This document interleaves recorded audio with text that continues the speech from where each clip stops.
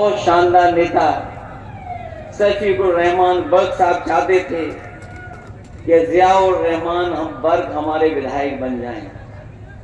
मुझे याद है जिस समय वो मुझसे मिलकर के आए थे और उस बातचीत में मुझे लगा कि उनकी इच्छा है कि उनके सामने ही उनका पोता सांसद बन जाए, विधायक बन जाए, कुछ बन जाए।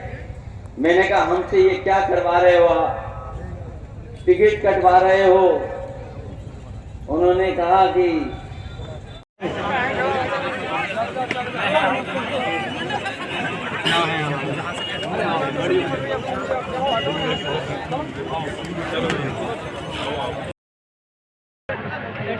हमारे ठाकुर द्वारा विधायक जी, जिला अध्यक्ष वगैरह और भी हमारे विधायक जी हैं, बिजनौर से सैनी साहब हैं, हाजी नासिर साहब हैं कि आप लोगों ने समाजवादी पार्टी के फैसले का हमेशा समर्थन किया है।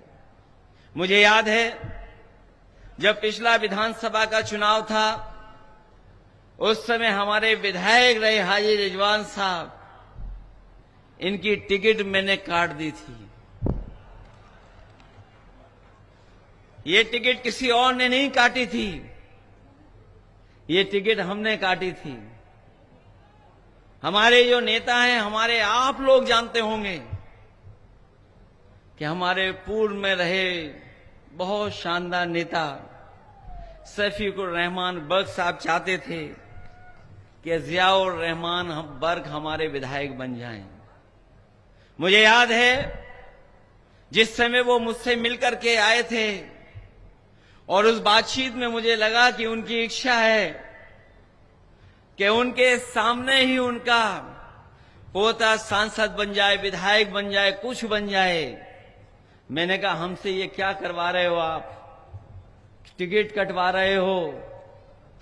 उन्होंने कहा कि हमारे पोते को बना दो विधायक। मैंने कहा कि ठीक है, आपकी बात मानी और हमने उस समय विधानसभा में टिकट दे दी और अपने हाजी रिजवान साहब की टिकट कट गई। आप लोगों ने एक नहीं मानी इनकी। ये जाकर के जिस दल में प्रीपेड पोस्टपेड से काम चलता है, उस दल में चले गए। लेकिन कुंदरकी की जनता ने, यही नौजवान, यही बुजुर्ग, इन्होंने एक नहीं मानी और समाजवादी पार्टी के चुनाव चिन्ह साइकिल पर आपने वोट दे करके यहां से विधायक चुन करके विधानसभा में भेजा। कुछ चीजें हमारे आपके हाथ में नहीं होती हैं। हम लोग लाख कोशिश करें लेकिन हमारे हाथ में नहीं चीजें। हमने, पार्टी ने और आपने अपना नेता खो दिया। सबसे पहले टिकट लोकसभा की अगर किसी को दी गई थी तो हमारे बर्क साहब को मैंने टिकट दे दी थी। लेकिन उनके स्वास्थ्य ने और परिस्थितियों ने हमारा आपका साथ नहीं दिया, वो हमारे बीच नहीं रहे। हमारे सामने बहुत सी चीजें थीं, लेकिन उन चीजों को मैं बदलना नहीं चाहता था। समाजवादी पार्टी ने उसी दिन तय कर लिया कि अगर कोई लोकसभा चुनाव लड़ेगा तो जियाउर रहमान बर्क चुनाव लड़ेंगे और आप लोगों ने उसे ऐतिहासिक वोटों से जिता करके भेज दिया। आज लोकसभा में आपकी गिनती बहुत बड़ी है। गिनती बढ़ गई होती अगर प्रशासन के लोगों ने बेईमानी नहीं की होती। आपने वो ऐतिहासिक चुनाव लड़ा, वो परिणाम आया कि पूरा देश देखने लगा है कि देखिए उत्तर प्रदेश की जनता ने क्या समर्थन किया है। और मैं अपनी मीटिंगों में कहता था, आप याद करिए, मैं यही कहता था कि जहां से बीजेपी आई है वहीं से बीजेपी जाएगी। अगर यूपी से बीजेपी आई है तो यूपी से ही बीजेपी का सफाया होगा। और आप लोगों ने उस समय के गठबंधन को, इंडिया गठबंधन और पीडीए की रणनीति को आपने मदद करने का काम किया। इंडिया गठबंधन और पीडीए ने भारतीय जनता पार्टी को हरा दिया। यही प्रशासन लगा रहा, यही अधिकारी थे। हो सकता है कोई अधिकारी कहीं रहा हो, यहां आ गया हो, कभी वहां पर सख्ती करता रहा हो, आज यहां सख्ती कर रहा है। लेकिन जनता जब खड़ी हो गई तो बताओ, इंडिया गठबंधन और पीडीए की रणनीति ने बीजेपी को चारों खाने चित कर दिया कि नहीं कर दिया, बताओ। और ये जो लोग पीडीए से घबराए हुए हैं, ये बहुत ही नकारात्मक लोग हैं, बहुत ही निगेटिव लोग हैं। इनकी राजनीति सकारात्मक नहीं है, ये पॉजिटिव राजनीति नहीं करते, ये सौहार्द की राजनीति नहीं करते, ये नकारात्मक राजनीति करते हैं, क्योंकि इनकी सोच नकारात्मक है, इसलिए नकारात्मक राजनीति करते हैं।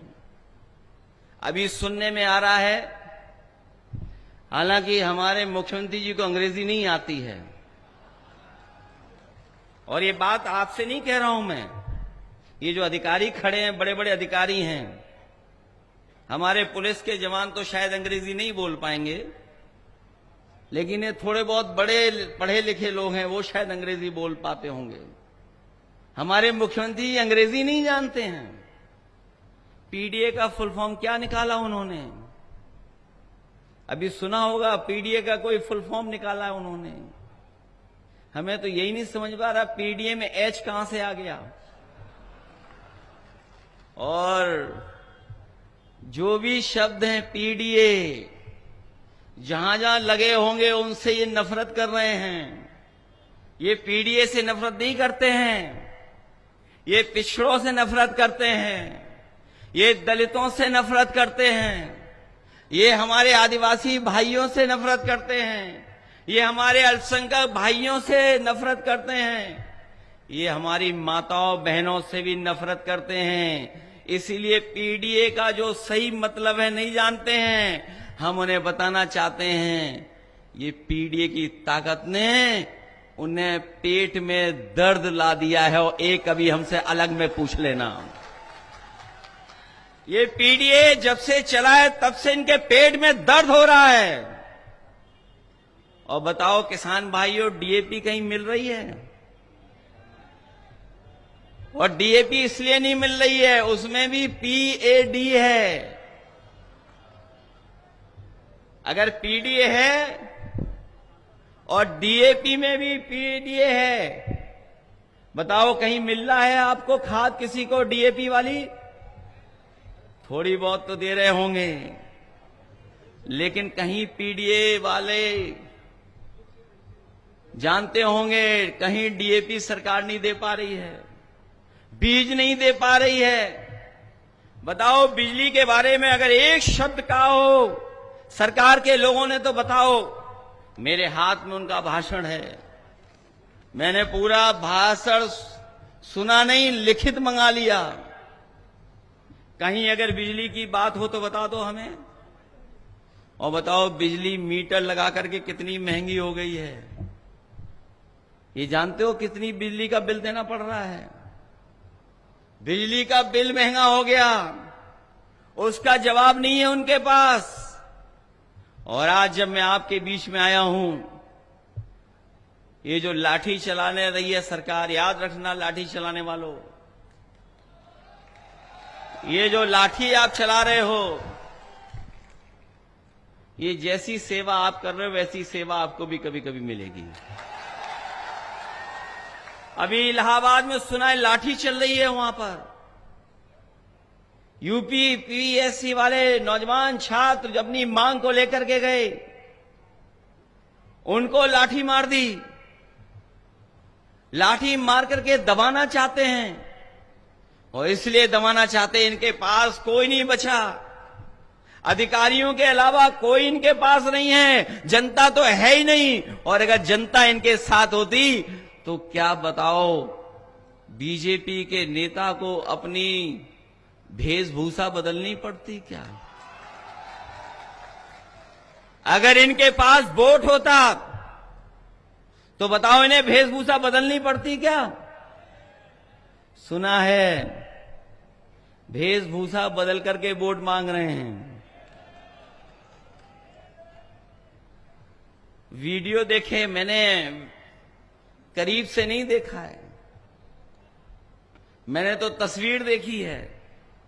सुना है कि वो बदल गए हैं कुछ पहनावे में। और जिन्होंने रामायण देखी होगी, रामायण जिन्होंने देखी होगी वो जानते होंगे हमारे सीता मां का अपहरण भी भेष बदल करके हुआ था। इसलिए सावधान हो कि नहीं सावधान हो आप? मैं आपसे कहना चाहता हूं कि जुड़ेंगे तो जीतेंगे। ये पीडीए की रणनीति जिताएगी आपको, और इसीलिए पीडीए से घबरा करके ये पीडीए के बारे में अनाप शनाप कह रहे हैं, पिछड़े दलित अगड़ों के बारे में। ये वही सरकार के लोग हैं जिन्होंने हमारे जाने के बाद मंदिर धुलवाया था, हमारे हटने के बाद मुख्यमंत्री आवास धुलवाया था गंगा जल से। बताओ पीडीए के लोग कभी ये स्वीकार कर सकते हैं? आप बताओ जाके पीडीए परिवार के लोगों को कि ये वही लोग हैं जो अपमानित कर रहे हैं हजारों साल से, और फिर साजिश कर करके सत्ता में रहना चाहते हैं। ये लड़ाई बहुत पुरानी है। ये हम पे कहते हैं कि हम जातिवादी लोग हैं। हम उनसे पूछना चाहते हैं जाति को मिटाने के लिए आपने क्या किया है? हम समाजवादी लोगों ने कभी जातिवादी आधार पर वोट नहीं मांगा। हम लोगों ने तो संविधान बचाने के लिए वोट मांगा, और संविधान अभी जो बचाने की लड़ाई थी वो पूरी नहीं हुई है। ये संविधान की लड़ाई पूरी तभी होगी जब दिल्ली से और लखनऊ से भारतीय जनता पार्टी का सफाया होगा। ये अभी लड़ाई पूरी नहीं हुई है।